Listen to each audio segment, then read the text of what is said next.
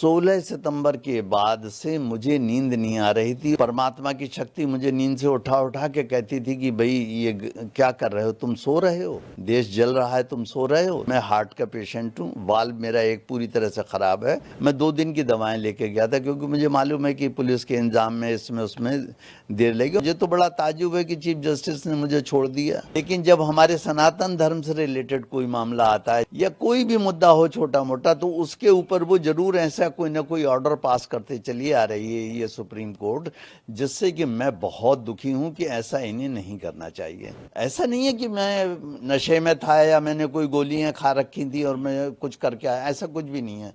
उन्होंने एक्शन किया, मेरा रिएक्शन था कि मैं फियरफुल नहीं हूं किसी चीज के लिए, ना मुझे कोई इस बात का अफसोस है कि क्या हुआ क्या नहीं हुआ। मेरा नाम है डॉक्टर राकेश किशोर। क्या कोई मेरी जात बता सकता? हो सकता है मैं भी दलित हूं। तो ये तो एक तरफा बात हो गई कि आप इस बात का फायदा उठा रहे हैं कि वो दलित, तो वो दलित नहीं है। सबसे पहले सनातनी थे, हिंदू थे। सर, मेरा पहला सवाल आपसे है कि जिस तरह से कल सुप्रीम कोर्ट में घटना हुई, क्या कहेंगे सर, ऐसा क्या हुआ कि आपको ये करना पड़ा? बात यह है कि मैं बहुत ज़्यादा आहत हुआ कि 16 सितंबर को चीफ जस्टिस के कोर्ट में एक पीआईएल किसी व्यक्ति ने दाखिल की, तो गवई साहब ने उसका जो है पूरी तरह से पहले तो मजाक उड़ाया। मजाक इन द सेंस कि ये कहा कि भाई आप मूर्ति से प्रार्थना करो, जाके आइडल से कहो कि वो अपना सर खुद रिस्टोर कर ले। जबकि हम देखते हैं कि यही चीफ जस्टिस बहुत सारे धर्मों के खिलाफ, जो दूसरे समुदाय के लोग हैं, आप सब जानते हैं वो लोग कौन हैं, उनके खिलाफ जब कोई केस आता है तो बड़े बड़े स्टेप, जैसे मैं एग्जाम्पल देता हूं, हल्द्वानी में रेलवे की जमीन पर एक विशेष समुदाय का कब्जा है। जब उसको हटाने की कोशिश की गई तो सुप्रीम कोर्ट ने स्टे लगा दिया 3 साल पहले, जो आज तक लगा हुआ है। ऐसे ही नुपुर शर्मा का जब मामला आया तो कोर्ट ने कह दिया आपने माहौल खराब कर दिया। ये सब तो कहते हैं, रोक लगाते हैं, वो सब करते हैं, बिल्कुल ठीक है। लेकिन जब हमारे सनातन धर्म से रिलेटेड कोई मामला आता है, चाहे वो जल्लीकट्टू हो, चाहे वो दही हांडी की ऊंचाई तय करनी हो, या कोई भी मुद्दा हो छोटा मोटा, तो उसके ऊपर वो जरूर ऐसा कोई ना कोई ऑर्डर पास करते चली आ रही है ये सुप्रीम कोर्ट, जिससे कि मैं बहुत दुखी हूं कि ऐसा इन्हें नहीं करना चाहिए। ठीक है, उस आदमी को रिलीफ नहीं देनी थी, मत दीजिए, मगर मजाक भी मत कीजिए उसका।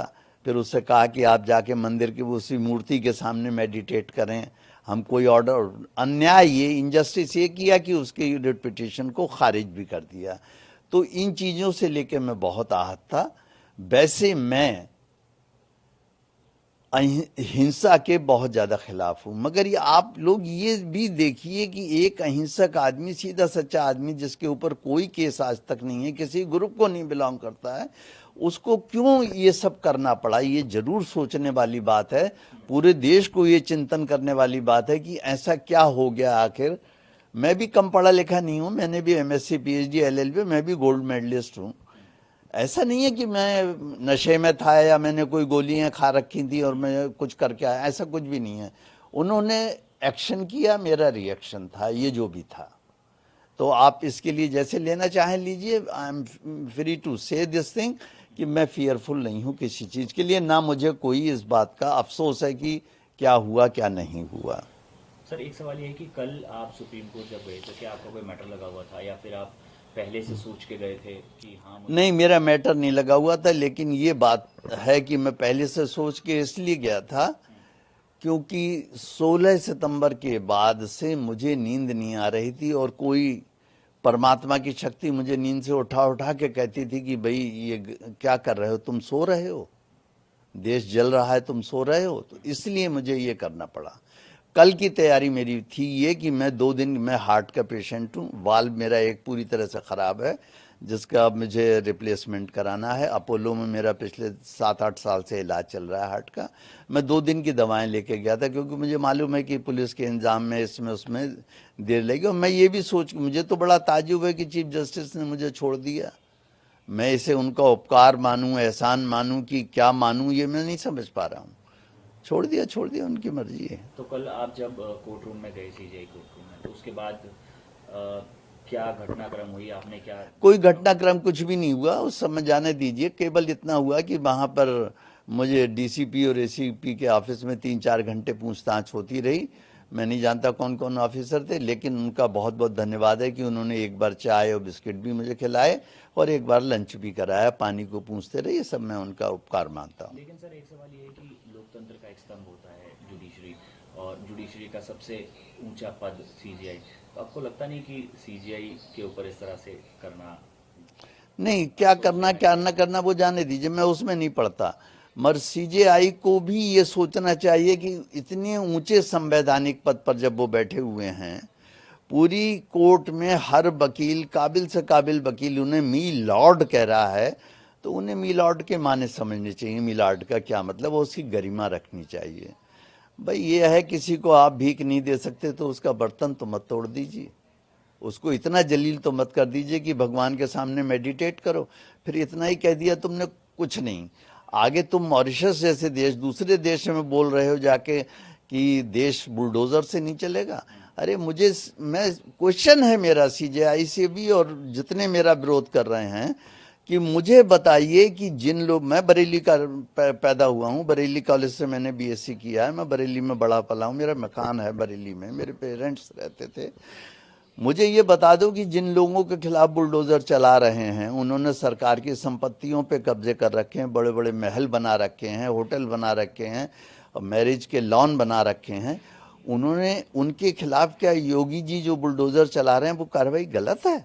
उन्होंने अवैध जमीनों पर कब्जा कर रखा और तुम रोक लगाते जा रहे हो, हाई कोर्ट सुप्रीम कोर्ट वाले। तुम ये नहीं सोच रहे हो कि तुमने हल्द्वानी में जो जमीन रेलवे की, मैं हल्द्वानी भी जा चुका हूँ, मैंने वो झुग्गी झोपड़ियां भी देखी हैं। आपने हल्द्वानी के रेलवे लाइन के दोनों तरफ ये पड़े हुए हैं, उस पर 3 साल से रोक लगा कि यही चीज, यही सुप्रीम कोर्ट बैठा हुआ है। बोलिए क्या उनके लिए, जब एक अवैध संपत्ति है तो उस पर काहे की जरूरत है, क्या जरूरत है? आप बाद में वो केस लेके आते हैं, आप उस केस को डिसाइड कीजिए कि भाई ये जमीन इनकी थी, वापस कर दीजिएगा उन्हें। मगर ये तो नहीं कि पहले से ब्लैंकेट बैन कर दिया कि साहब इस पर बुलडोजर नहीं चलेगा। इन सब चीजों से मैं आहत हूं और रहूंगा। सर इसके अलावा एक सवाल ये भी है कि सनातन के खिलाफ भी बोलने वालों की संख्या बढ़ती जा रही है, इस पर आपका क्या कहना है? नहीं, अब बात यह है कि भाई हजारों साल हम सबके गुलाम ही रहे। जो छोटी छोटी कौम आई वो हम पे राज करके चली गई, वो केवल इसलिए क्योंकि हम हमेशा बहुत टॉलरेंट रहे। आज भी हम टॉलरेंट हैं, लेकिन जब हमारा अस्तित्व खतरे में है तो मैं चाहता हूं कि सनातनी कोई भी चुप ना बैठे, घर में कुछ ना कुछ जो जिस स्तर पे कर सकता है वो करे। मैं उकसा नहीं रहा हूं, मगर मैं ये जरूर चाहूंगा कि अपने हितों का ध्यान जरूर रखें, हम भी, हमारे पॉलिटिशियंस भी, पुलिस भी, जुडिशरी भी। और वो समझें कि भाई जब 1947 में आज़ाद हुआ था हमारा देश, उस समय 7 मुल्क थे और 7 की जगह आज 57 हैं। हम एक थे, उसमें से भी आधा इधर दे दिया, आधा उधर दे दिया, अब आधा फिर बंटने वाला, फिर हम पे क्या बचेगा? हम कहाँ भागेंगे?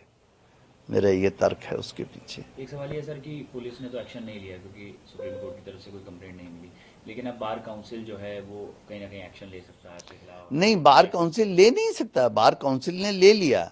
कल ही मेरे पास हार्ड कॉपी आई है, जी।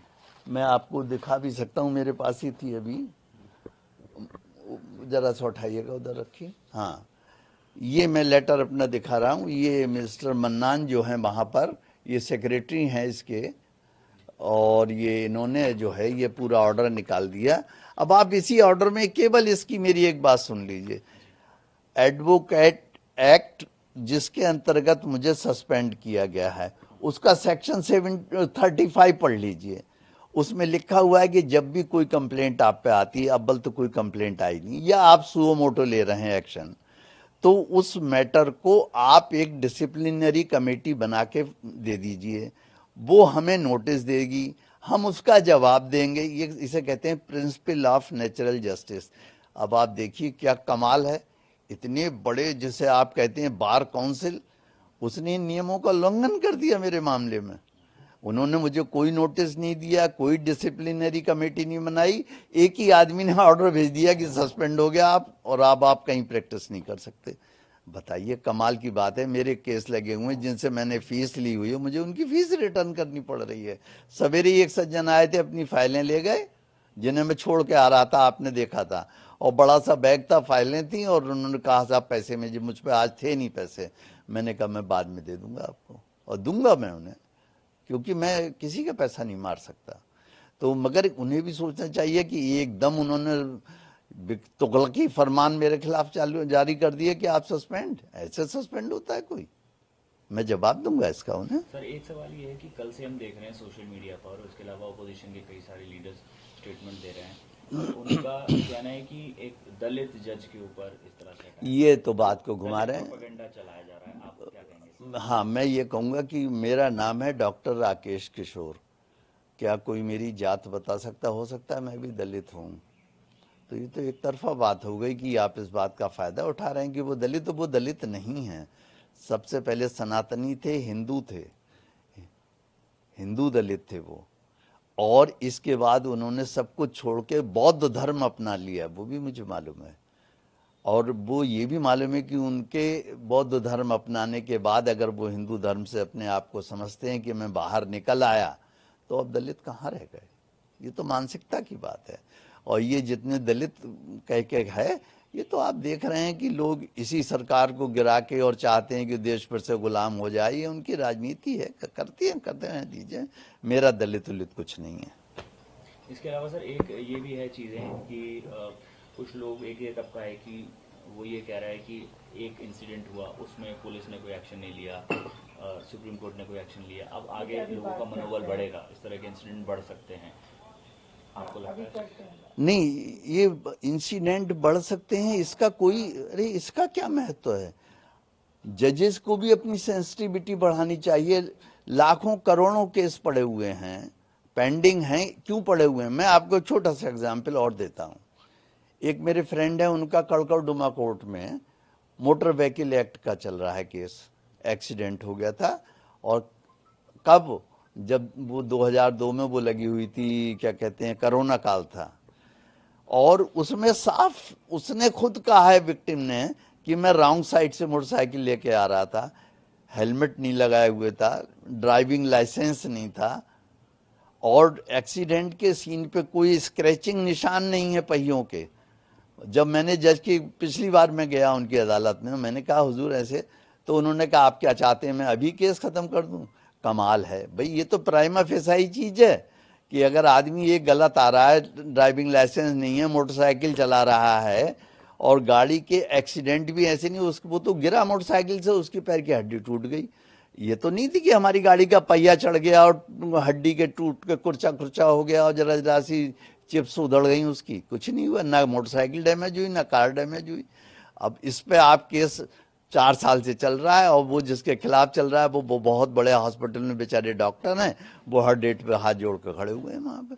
तो ये इस तरह से केस के प्रोसेस ऐसे बना लिए हैं कि बढ़ाते चले जाओ, बढ़ाते ही चले जाओ इसे, तो इसमें कोई क्या करेगा? सर एक आखिरी सवाल, क्या जो घटना हुई कल की, क्या अफसोस है सर आपको? बिल्कुल अफसोस नहीं है, ना ना ना ना ना, मैं माफी मांगने वाला हूं, ना मुझे अफसोस है। मैंने कुछ भी नहीं किया है। आप मेरे ऊपर सवाल उठा रहे हैं, परमात्मा ने जो करवाया वो मैंने किया, मैं करता नहीं, महज साक्षी हूं। वो उसने करवाया, उसकी इच्छा पूरी हो, उसकी इच्छा होगी कि मैं जेल जाऊं, या मुझे फांसी लगा दी जाए, या मुझे मार दिया जाए, तो वो परमात्मा की इच्छा है। मैं कहता हूं वो परमात्मा की इच्छा पूरी हो। मैं 72 साल का हो गया हूं, अब मैं कब तक झेलूंगा इस तरीके की घटनाएं, ये मुझे आप बता दें।